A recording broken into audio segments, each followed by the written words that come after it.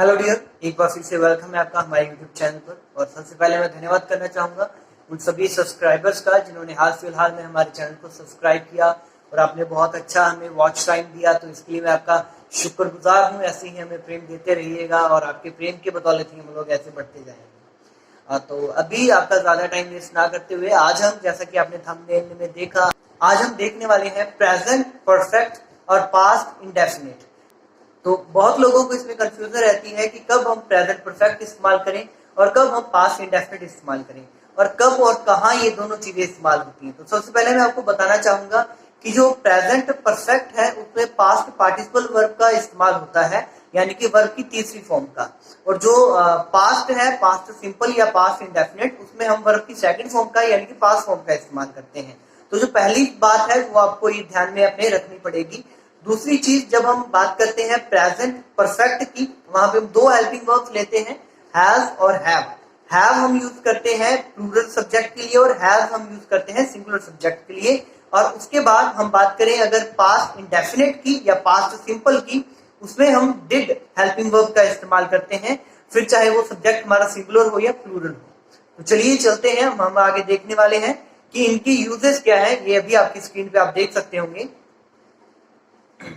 सबसे पहले हम बात करेंगे प्रेजेंट परफेक्ट के यूजेस की। तो प्रेजेंट परफेक्ट जो हमने पहली बात लिखी हुआ है इमीडिएट पास्ट, यानी कि जो हाल फिलहाल में इमीडिएटली जो एक्शन हुआ है। तो एक बात मेरी हमेशा ध्यान रखिएगा कि जब हम बात करते हैं किसी भी एक्शन की जो हो चुका हो, प्रेजेंट परफेक्ट के बारे में अभी तक हमने यही सुना है जो जो हाल फिलहाल में पूरा हुआ है, फिर चाहे वो 2 सेकंड ही पहले पूरा क्यों ना हुआ हो, वो हमारा पास्ट में चला गया। तो इसलिए मैंने बोला कि इमीडिएट पास्ट, जो हाल फिलहाल में इमीडिएटली पास्ट में एक्शन कंप्लीट हुआ हो। दूसरा, पास्ट एक्शन विदाउट टाइम। हम टाइम के डिस्क्रिप्शन नहीं दे रहे, लेकिन पास्ट में एक्शन हुआ है और हमें पता है, जो हमारा हेयरर है जिसको हम सुना रहे हैं उसको पता है कि वो एक्शन कब हुआ होगा, ज्यादा उसको डिटेल में जाने की जरूरत नहीं है। तीसरा है पास्ट एक्शन रिलेटेड और इफेक्ट प्रेजेंट। पास्ट का हमारा कोई ऐसा एक्शन जो पास्ट से ज्यादा अब हमारे फ्यूचर से अब हमारे प्रेजेंट से वो रिलेट कर रहा है और उस पर प्रभाव डाल रहा है, उस सेंस में हम प्रेजेंट परफेक्ट का इस्तेमाल करते हैं। उसके बाद the action in the past has a result now. तो जैसा ऊपर वाली बात में हमने कहा सुना कि वो रिलेट करता है, वो इफेक्ट डालता है, यानी कि उसका जो रिजल्ट है वो अभी हम देख पा रहे हैं। पास्ट में जो एक्शन हुआ उसका रिजल्ट हम अभी देख रहे हैं, तो वहां पे भी ऐसी कंडीशन में भी हम प्रेजेंट परफेक्ट का इस्तेमाल करते हैं। पांचवा यूज है फॉर न्यू इंफॉर्मेशन और अनाउंसमेंट। कोई भी नई इंफॉर्मेशन या अनाउंसमेंट जब हम देते हैं तो वहां पे भी हम प्रेजेंट परफेक्ट का ही इस्तेमाल करते हैं। और लास्ट में नोट देखिएगा, adverb of past time is never used in present perfect. Present perfect के साथ पास्ट टाइम के एडवर्ब हम यूज नहीं कर सकते, जैसे कि yesterday, last day, last month, कुछ इस तरह के। तो चलिए आगे देखते हैं पास्ट इंडेफिनिट हम कहाँ यूज कर रहे हैं। पास्ट इंडेफिनिट हम यूज करते हैं specific time in the past. जब हमें पास्ट का एक निर्धारित समय दिखाना है कि ये घटना इस क्रम पे इस समय पर हुई, तो वहां पे हम पास्ट इंडेफिनिट का इस्तेमाल करते हैं। तब जब हमें ऐसा कुछ दिखाना हो कि वो एक्शन पास्ट में ही कंप्लीट हो चुका है और उसका प्रेजेंट में कोई इफेक्ट नहीं है। दूसरा यूज डिस्टेंस पास्ट डिस्कवरी या इन्वेंशन।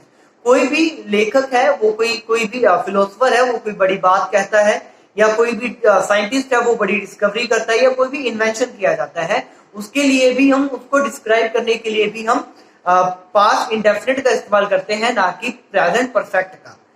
तीसरा यूज है पास्ट हैबिचुअल एक्शन। पास्ट में जो हमारा हैबिचुअल एक्शन है, जो हम पास्ट में कुछ करते थे एज ए हैबिट, उसको भी दिखाने के लिए पास्ट इंडेफिनिट का इस्तेमाल करते हैं। तो एक चीज मैंने जो अपनी पहले वीडियो में बोला था टेंसेस की, कि ये जो पास्ट परफेक्ट है, ये जो प्रेजेंट परफेक्ट है, ये पूरी रीति से पास्ट से जुड़ा हुआ है। तो अभी हमने देखा कि ये पास्ट से एक्शन जो है वो पास्ट का ही है, लेकिन या तो अगर उसका प्रभाव हमारे प्रेजेंट में पड़ रहा है, या वो हमारे प्रेजेंट से रिलेट कर रहा है, या वो इमीडिएटली पास्ट है, या हम कुछ अनाउंसमेंट या इंफॉर्मेशन दे रहे हैं। सिर्फ उन्हीं केसेस में उस पास्ट को हम प्रेजेंट परफेक्ट के तौर पे इस्तेमाल करते हैं। लेकिन जब हमारे पास प्रॉपर टाइम है, एक्यूरेट टाइम है कि इस टाइम पे ये एक्शन हमारा खत्म हो चुका है और उसका कुछ भी इफेक्ट नहीं है हमारे अभी प्रेजेंट पे, तब हम पास्ट इंडेफिनिट का इस्तेमाल करते हैं। यहाँ नोट देखिए, if the past time is important we use past simple.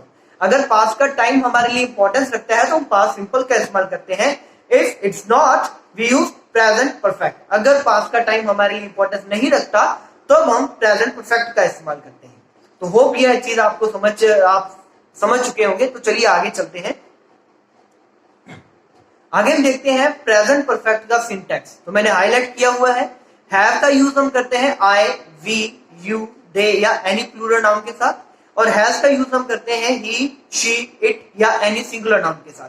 तो अभी जब हम इनके सिंटैक्स देखते हैं तो अभी हम देख रहे हैं कि सब्जेक्ट है हैज या हैव, दोनों में से कोई एक हेल्पिंग वर्ब, उसके बाद मेन वर्ब का थर्ड फॉर्म यानी कि वर्ब का पास्ट पार्टिसिपल फॉर्म, और उसके बाद ऑब्जेक्ट। एक एग्जांपल लिया मैंने, I have completed my graduation, मैं मेरी ग्रेजुएशन कंप्लीट कर चुका हूं। तो यहाँ पे हम देखते हैं, हमने एग्जांपल लिया I have completed my graduation, मैंने मेरी ग्रेजुएशन कंप्लीट कर ली है।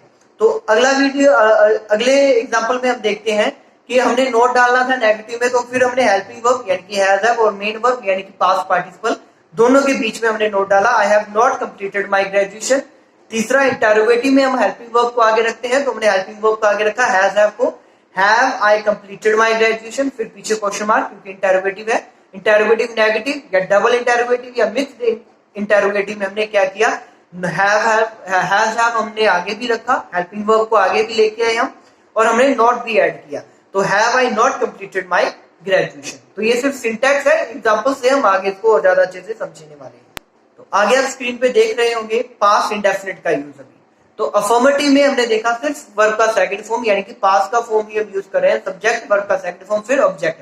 फिर वही एग्जांपल लिया हमने, I completed my graduation, but यहाँ पे टाइम इंडिकेटिंग वर्ड है हमारे पास पास्ट, लास्ट ईयर, कि पिछले साल मैंने अपनी ग्रेजुएशन कंप्लीट की थी।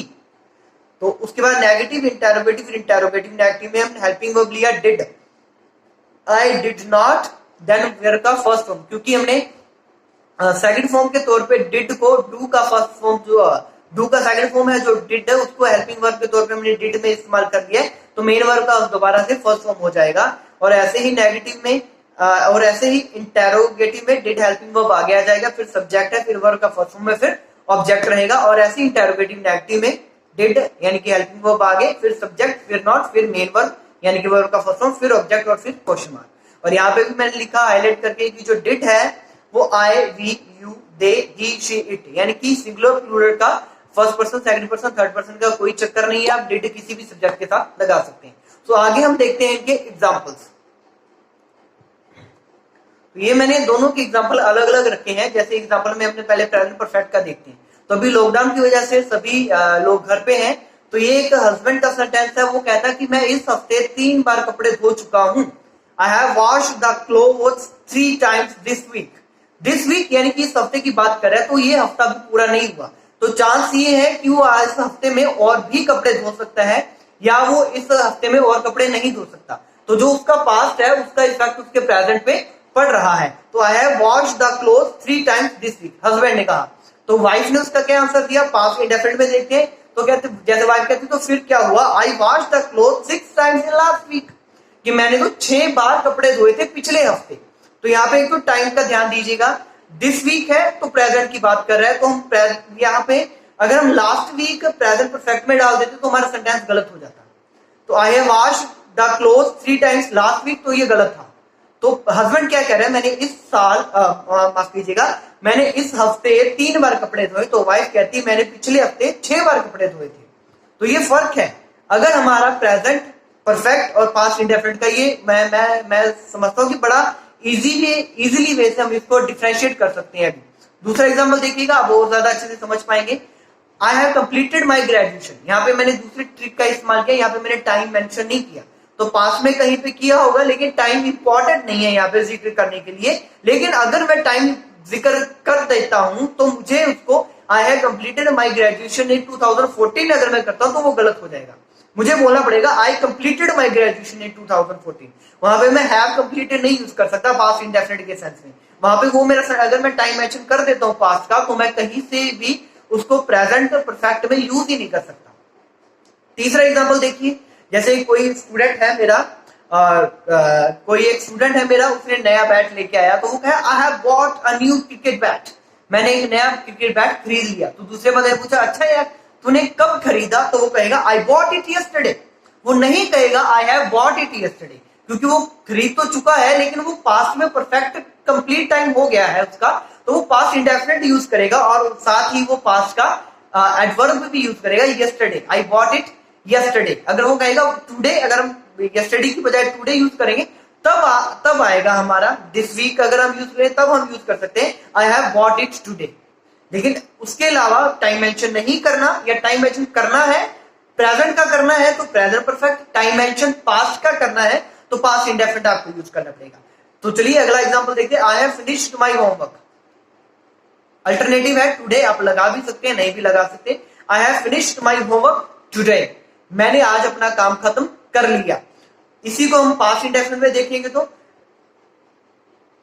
आई फिनिश्ड माय होमवर्क यस्टरडे या लास्ट वीक या लास्ट मंथ, टाइम मेंशन करना पड़ेगा वहां पे। Last example, we have just completed construction, हमने अभी अभी बनावट का काम खत्म किया है। Just completed, we have just completed our construction. तो उसी को अगर मैंने कल पूछा उससे बंदे से कि भाई तूने कंस्ट्रक्शन का काम कब खत्म किया, तो वो मैंने अभी किया। लेकिन अगर आज की बात हम करें तो मैं कहूंगा कि उसने कल किया, क्योंकि मैंने उससे कल पूछा था, तो वो ये कहेगा वी कंप्लीटेड कंस्ट्रक्शन यस्टरडे। वो ये नहीं कह सकता we have completed construction yesterday. तो ये कुछ एग्जांपल्स थे जब हमने दोनों को अलग अलग करके देखा कि प्रेजेंट परफेक्ट और पास्ट इंडेफिनिट को हम कैसे अलग अलग टाइम पे उतार सकते हैं, कैसे हम अलग अलग टाइम लाइन पे इनको उतार सकते हैं। तो चलिए अभी आगे हम इनके कुछ मिक्स एग्जांपल्स लेने वाले हैं जो अभी आप अपनी स्क्रीन पे देख रहे होंगे। पहला एग्जांपल लिया मैंने, जैसे कि अचानक से कोई क्लास में आया, उसने कहा जैसे कि अचानक से किसी ने देखा और उसने कहा somebody has broken the table, किसी ने टेबल तोड़ दिया है। तो उसका इफेक्ट अभी प्रेजेंट में है, हाल फिलहाल में पूरा हुआ, इमीडिएट पास्ट है, तो वो कहेगा has broken, has plus verb का थर्ड फॉर्म यानी कि प्रेजेंट परफेक्ट में। अच्छा, किसी की तरफ देखकर कहा उसने, तो वो कहेगा यार मैंने तो नहीं तोड़ा ना, जिसने तोड़ा उसकी तरफ उसने देख के कहा कि यार लगता है इसने तोड़ा होगा, तो वो कहेगा कि मैंने नहीं तोड़ा, तो वो कहेगा आई डिडंट डू इट, मैंने ये नहीं किया, तो वो डिड नॉट डू इट कहेगा, यानी कि नेगेटिव सेंस में ये पास्ट इंडेफिनिट यूज करेगा। दूसरा हम एग्जांपल लेते हैं कि मेरा एक स्टूडेंट है सन्नी, तो उसके बारे में मैं लिख रहा हूँ कि सन्नी ग्रू अ बियर्ड, सन्नी ने दाढ़ी बढ़ाई थी, एक निश्चित टाइम पे उसने दाढ़ी बढ़ाई थी, ग्रू किया उसने बियर्ड को, दाढ़ी को बढ़ाया, वर्ब का सेकंड फॉर्म यानी कि past indefinite. But now he has shaved it of, तो अभी हमने बात की प्रेजेंट इंडेफिनिट, माफ कीजिएगा जो अपना प्रेजेंट परफेक्ट है वो पूरे तरीके से नाउ पे डिपेंड कर रहा है कि प्रेजेंट में क्या सिचुएशन की, अभी क्या है, अभी उसने उसको शेव कर दिया है। Sunny grew a beard but now he has shaved it off, अभी उसने कटवा दी है। सनी ने दाढ़ी बढ़ाई थी बट अभी वो कटवा चुका है या अभी उसने दाढ़ी कटवा दी है। ये दूसरा एग्जांपल है जब हम दोनों सेंटेंसेस को एक ही लाइन में यूज कर सकते हैं और हम देख सकते हैं कि क्या फर्क है दोनों में। तीसरा एग्जांपल लेते हैं जो कि हम सबको पता है, सचिन स्कोर्ड 100 सेंचुरीज, सचिन ने 100 सेंचुरी स्कोर की थी and has become the God of cricket, और वो क्रिकेट का गॉड बन गया है, वो क्रिकेट का गॉड बन चुका है। वो प्रेजेंट का इफेक्ट है has become the God of cricket, और पास्ट में उसका एक्शन जो कंप्लीट टाइम पे था वो क्या था, सचिन स्कोर्ड 100 सेंचुरीज। तो ये मेरी तरफ से कुछ प्रैक्टिकल एग्जांपल से मैं समझाने के लिए जो चाह रहा था, उम्मीद करता हूँ आप वो समझ चुके होंगे। लेकिन फिर भी अगर आपको डाउट हो तो हमें कमेंट सेक्शन में जरूर बताइएगा, हम 100% आपकी मदद करेंगे। और आपको कुछ एक्सरसाइज करनी हो टेंसेस से रिलेटेड या ग्रामर के किसी भी टॉपिक से रिलेटेड तो हमें जरूर कमेंट सेक्शन में बताइएगा, हम पर्सनली आपको एक्सरसाइज सेंड करेंगे। आपका धन्यवाद करना चाहूंगा हमें सपोर्ट करने के लिए, ऐसे ही हमारे चैनल को प्यार करते रहिएगा और आने वाले टाइम में इस वीडियोस को और ज्यादा शेयर कीजिएगा ताकि और लोग भी बहुत सारे इसका फायदा उठा सके। Thank you so much.